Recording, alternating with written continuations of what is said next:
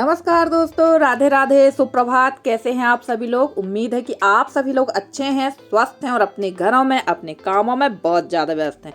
तो दोस्तों एकदम सुबह सुबह से ही ब्लॉगिंग की शुरुआत की गई है, वीडियो की स्टार्टिंग की गई है। सुबह मैं उठकर चाय पानी, मेरा सारा काम जो मेरा पर्सनल वाला है वो सब हो चुका है। फ्रेश भी हो गई हूँ मैं और ब्रश वगैरह करके चाय पी ली थी। और यहाँ पर हम लोग सब सोए हुए थे। तो अब आप लोग कहेंगे कौन ऐसा आ गया जो यहाँ सब सोए थे। तो कोई नहीं था। यहाँ सोए थे ऋषभ भैया, यहाँ सोई थी निशी और मनु, यसी और हम। अब आप कहेंगे सब लोग अचानक यहाँ क्यों सोए। तो क्या हुआ था, मुझे अचानक से जाना पड़ा मम्मी के पास, क्योंकि मम्मी की तबीयत ठीक नहीं थी, काफ़ी फीवर था उनको 2 दिन से। तो मैं चली गई थी मम्मी के पास और आने में मुझे काफ़ी टाइम हो गया था। तो मैं सबको यहाँ बोल गई थी, बच्चों को, कि तुम लोग सब घर पे ही रहना, क्योंकि यसी की भी तबीयत कुछ ठीक नहीं थी, काफ़ी सर्दी जुकाम बुखार था। तो सब बच्चे यहीं थे और मैं आई थी रात को 9 बजे के लगभग। तो फिर मैंने किसी को जाने नहीं दिया, हम लोग सब यहीं खाना वाना खाकर यहीं सो गए थे। तो चलिए, यहाँ पर सब बिस्तर मैंने उठा दिए हैं और यहाँ चटाई नहीं मिल रही थी, तो मैंने ये जो प्लास्टिक की पाल थी यही हम लोगों ने डाल लिया था, क्योंकि ठंड काफ़ी ज़्यादा है। और आज का मौसम तो हमारा इतना ख़राब है कि 101% बारिश होगी ये निश्चित है, क्योंकि मौसम ही सुबह से ही ख़राब है मौसम। और वैसे कुछ जगहों पर तो बारिश हो भी गई है, क्योंकि मैंने कुछ अपनी बहनों के वीडियो देखे हैं, वहाँ पर बारिश हुई है और उम्मीद तो यही लग रही है कि बारिश होगी, क्योंकि वैसे भी 14 जनवरी तक मौसम काफ़ी ख़राब हो जाता है। अक्सर यही हुआ है, मैंने देखा है। तो मौसम तो ख़राब होगा ही। और ये जो डिब्बे मैंने धुल रखे थे इनको रख देते हैं, क्योंकि इनकी अभी ज़रूरत नहीं है, जब ज़रूरत होगी तब निकाल लेंगे। और बस घर का काम जो है छोटे मोटे इतने रहे आते हैं ना कि इनको करते करते ही हालत ख़राब हो जाती है। तो चलिए, ये जो मैंने डिब्बा धुला था इसको भी कुछ से ढक के रख दूंगी, वरना इतनी मेहनत बेकार जाएगी मेरी, क्योंकि बड़ी मुश्किल से ही डिब्बे धोकर मैं रख रही हूँ। क्योंकि मेरा सोचना ये है कि जब नए घर में जाए तो सारी चीज़ एकदम चकाचक हो, वहाँ जाकर गंदा ना हो। इसलिए मैं अभी इनको बोरी में कहीं प्लास्टिक की पन्नियों में पैक कर करके रख रही हूँ। वैसे तो मुझे बड़ी वाली पन्नियाँ लेना है 10-10 किलो वाली, पर वो यहाँ नहीं मिल रही हैं। वो मुझे मार्केट यानी जबलपुर से ही बुलवाना पड़ेगी। और 10 किलो जिसमें सामान आ जाता है वो वाली पन्नी लेकर इनमें सारे में डिब्बों में पन्नी लगाना है। तो अंदर के बिस्तर वगैरह उठा लिए थे मैंने, थोड़ी बहुत झाड़ू वगैरह भी लग चुकी और आ गई थी मैं यहाँ का कचरा उठाने के लिए, क्योंकि यहाँ पर ना अगर एक दिन भी झाड़ू ना लगाओ तो ऐसा ही ढेर इकट्ठा होता है। और ये जो कचरा है ये फेंकते नहीं है, आप लोग को कई बार मैंने बताया, डस्टिंग के काम में आ जाता है। जहाँ हम लोग कंडे बनाते हैं वहाँ पर डाल देते हैं।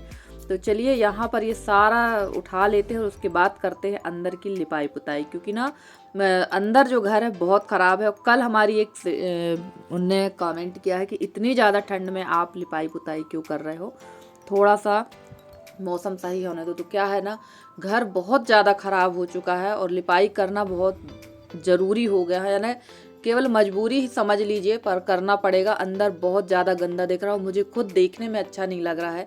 तो मैं आप लोगों को वीडियो में क्या दिखाऊं, इतना ज़्यादा गंदा है घर। और ये कंडे हो गए हैं तो ये कंडे पलटा देते हैं, क्योंकि फिर यहाँ जगह नहीं रह जाएगी।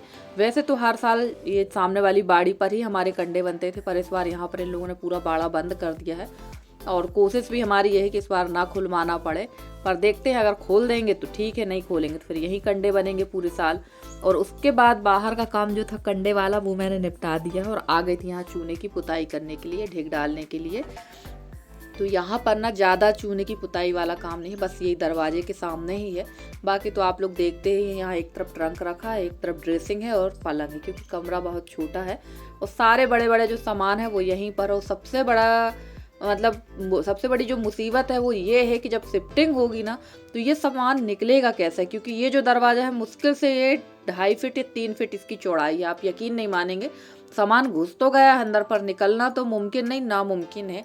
या तो दरवाज़ा तोड़ना पड़ेगा या फिर सामान को जो ट्रंक वगैरह उसका ढक्कन अलग निकालना पड़ेगा, नीचे का अलग निकालना पड़ेगा, इस तरह से निकलेगा। ड्रेसिंग निकल जाएगी, पलंग निकल जाएगा, और एक और जो अलमारी रखी हुई है यशी की छोटी वाली वो निकल जाएगी। पर ट्रंक और बड़ी अलमारी का निकलना तो बिल्कुल नामुमकिन है।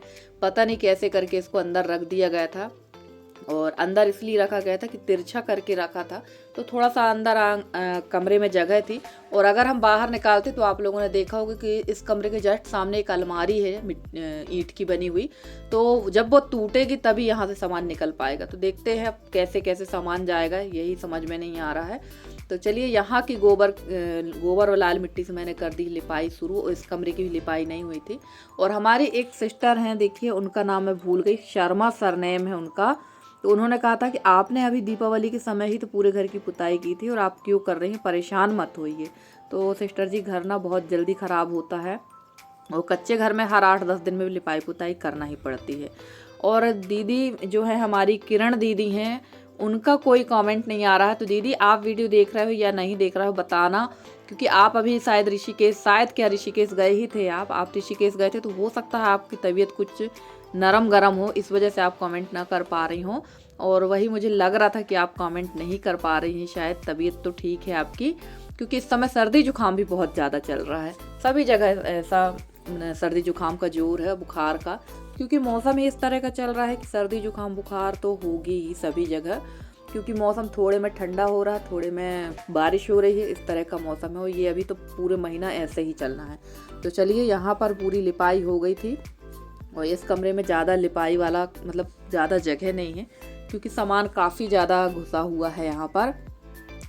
और यहाँ की लिपाई करने के बाद चलते हैं बाहर की तरफ, क्योंकि बाहर भी काफ़ी कुछ काम पड़े हुए हैं। और हमारी एक प्यारी सी बिटिया ने कमेंट किया था कि आंटी कच्चे घर बस में नहीं, पक्के घर में भी साफ़ सफाई करना पड़ती। तो बिल्कुल आपकी बात से मैं सहमत हूँ। पक्के घर में तो तुरंत सफाई करना पड़ती है, मतलब ये नहीं छोड़ सकते अपन कि नहीं अभी थोड़ी देर से कर लेंगे। पर कच्चे घर में ना मेहनत बहुत ज़्यादा लगती है, पक्के घर में मेहनत कम लगती है। मैं ये नहीं कहती हूँ कि पक्के घर में सफाई नहीं करना पड़ती, पक्के घर में भी सफाई होती है, कच्चे घर में भी होती है।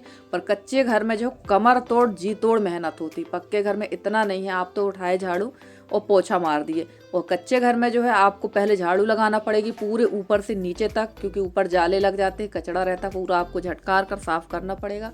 उसके बाद आपको चूने की पुताई करना पड़ेगी, फिर गोबर की लिपाई। तो बहुत मेहनत वाला काम है कच्चे घर को साफ रखना, मेंटेनेंस करना, ये दोनों चीज़ बहुत ज़्यादा मेहनत वाला है। पक्के घर में भी मेहनत करना पड़ती है, मैं ऐसा नहीं कहती हूँ। अभी मैं आप लोगों से कह रही हूँ कि नहीं, मैं यहाँ कर मतलब बता रही हूँ कि इतनी मेहनत करना पड़ती है। अभी जब मैं पक्के घर में जाऊँगी तो मुझे वहाँ भी समझ में आ जाएगा, जब मुझे उतने बड़े घर की साफ़ सफाई करना पड़ेगी ना, तो वहाँ भी मेरी हालत ख़राब होगी।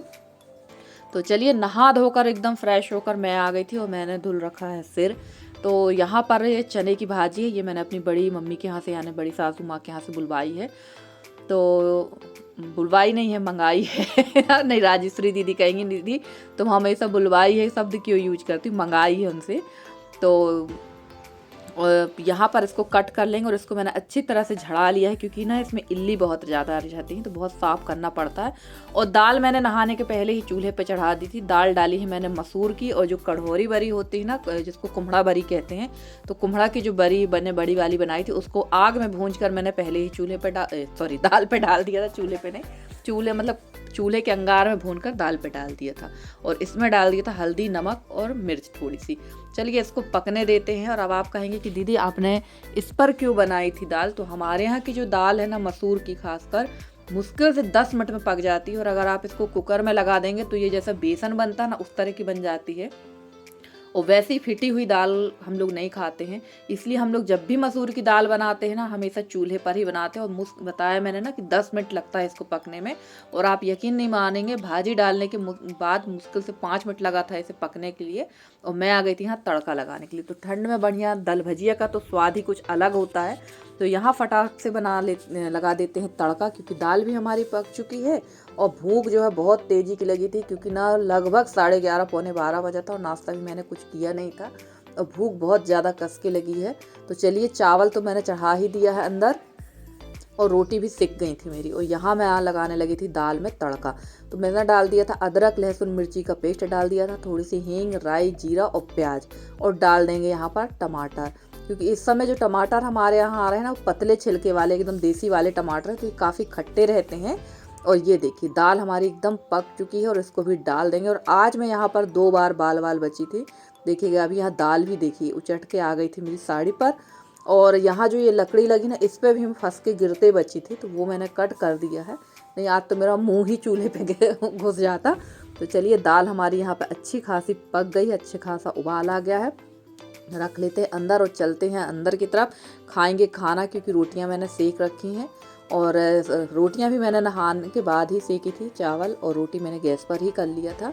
और आइए आप लोग भी खाइए हमारा बिल्कुल शुद्ध गांव का खाना, दल भजिया, चावल, रोटी, कचरिया और मैंने सेक रखी है बिजोड़ी और मूली।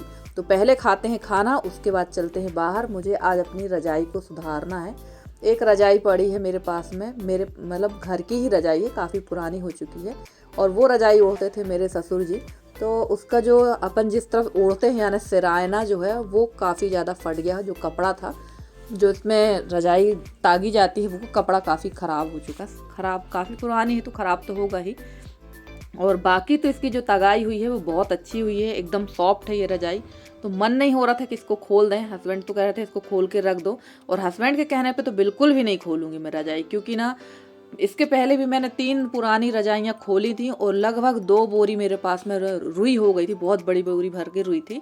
और वो बोरी की जो रुई थी वो पानी में बारिश के टाइम पे सड़ गई, ख़राब हो गई, पर वो बनने के लिए नहीं गई कि हम दोबारा उस रुई को ले जाके रजाई बनवा लें। और ये कह दिया गया कि यहाँ पर कोई है ही नहीं रजाई बनाने वाला, जबकि ठंड के समय पर जहाँ हम लोग रहते हैं, जो हमारी तहसील है यहाँ से 7 किलोमीटर दूर है, छोटा सा है, टाउन जैसे है, तो वहाँ पर सारी चीज़ें, सारी सुविधाएं उपलब्ध है, पर ना ले जाना पड़ेगा, इस वजह से वो रुई नहीं गई।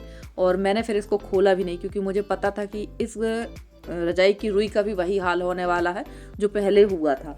तो इसको मैं यहाँ पर लगा देती हूँ। एक मैंने धोती थी उसको कट किया है और यहाँ पर इसके सिराने पर इसको अच्छी तरह से सिल देंगे।